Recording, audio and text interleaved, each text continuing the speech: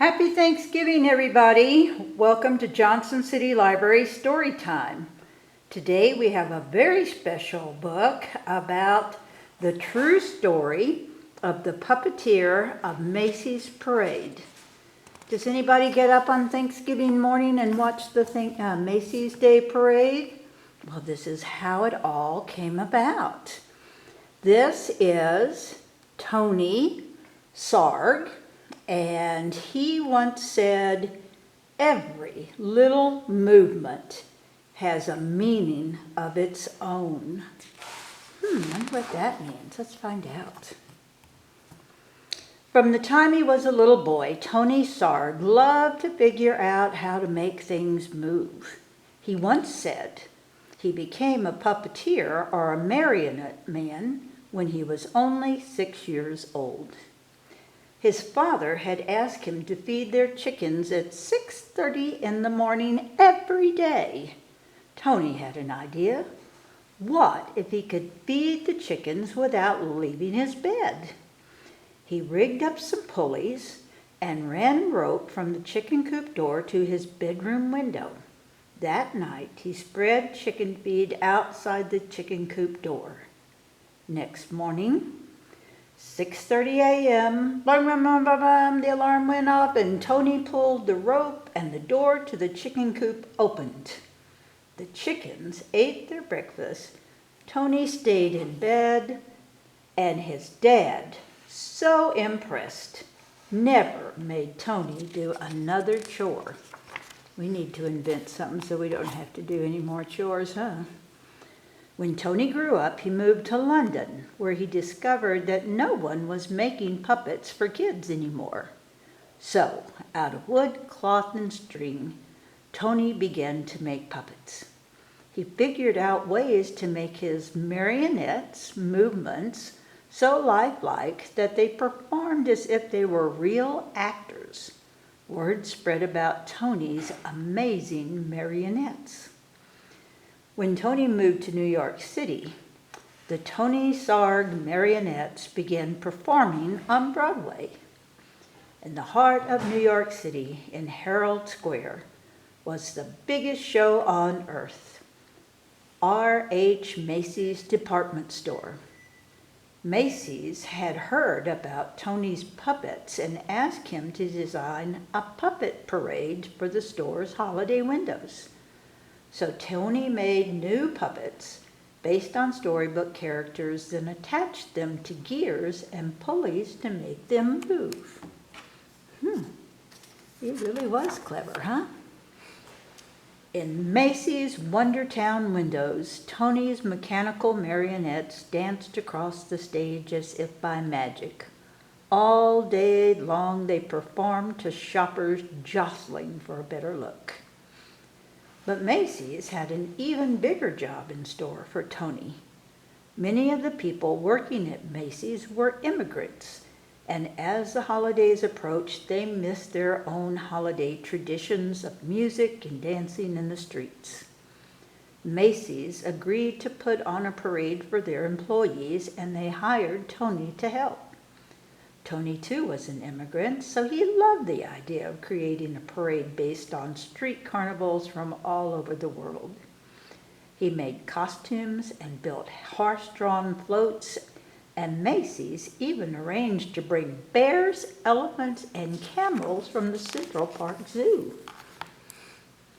The animals joined hundreds of Macy's employees on Thanksgiving Day, 1924, winding their way from Harlem to Herald Square. It was a dazzling parade. In fact, Macy's first parade was such a success that they decided to have one every year on Thanksgiving Day to celebrate America's own holiday.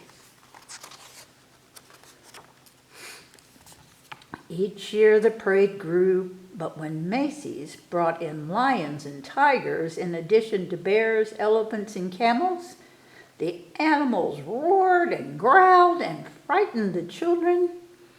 Tony, can you think of something spectacular? Okay, Macy's had asked Tony to replace the animals. He hoped to replace them with some kind of puppets, but his marionettes were less than 3 feet tall. He'd have to make much larger puppets in order for them to be seen in the parade. And how could he make them strong enough to hold up in bad weather, yet light enough to move up and down in the streets? Tony knew of a company in Ohio that made blimps out of rubber, the perfect material for any weather. When he called the company and showed them his sketches, they agreed to make what Tony wanted. Still, how would Tony make his big puppets move? Then Tony had an idea from his Indonesian rod puppets. On Thanksgiving Day, Tony's creatures, some as high as 16 feet, spilled into the streets and the crowd cheered wildly.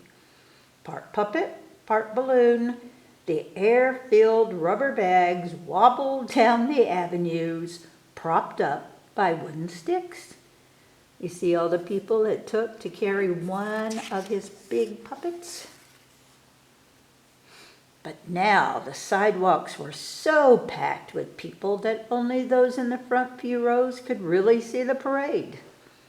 Tony realized his puppets would have to be even bigger and higher off the ground. And though the sticks helped to steer the puppets, they were stiff and heavy. Tony wanted his balloons to move and gesture, more like puppets, but how? With a marionette, the controls are above the puppet, and the puppet hangs down. Okay. But what if the controls were below and the puppet could rise up? Don't you like these pictures? I do. During the next year, Tony set his new idea into motion. This time, he asked the company in Ohio to make balloons out of rubberized silk, as strong as rubber, but lighter than rubber alone. Most important, Tony ordered the balloons to be filled not just with air, but with helium too. Since helium is lighter than air, it would make the balloons rise. Once the puppets were completed, they were deflated and shipped to Tony in New York. Tony didn't know if everything would go as planned. It was still dark on Thanksgiving morning when Tony filled the balloons with helium, tethered them down with sandbags. By 1 p.m., the sidewalks were packed with people ready for the parade. Then one by one, Tony cut the lines to the sandbag. Let's have it. Let's have a parade. Oh my goodness. Nodding and waving to the crowds below, his puppets sailed past Central Park. They sailed down Broadway. They shimmered and swayed through the canyons of New York City. They're huge, huh? High above the crowds, they flounced in the afternoon wind, pulling the rope handlers this way and that. Yet with every heave-ho, the balloons gestured and moved like wild puppets, and the crowd screamed for more. After the balloons were eased under the L, which is the elevated subway, they ended in front of Macy's at Tony's Wonder Town windows.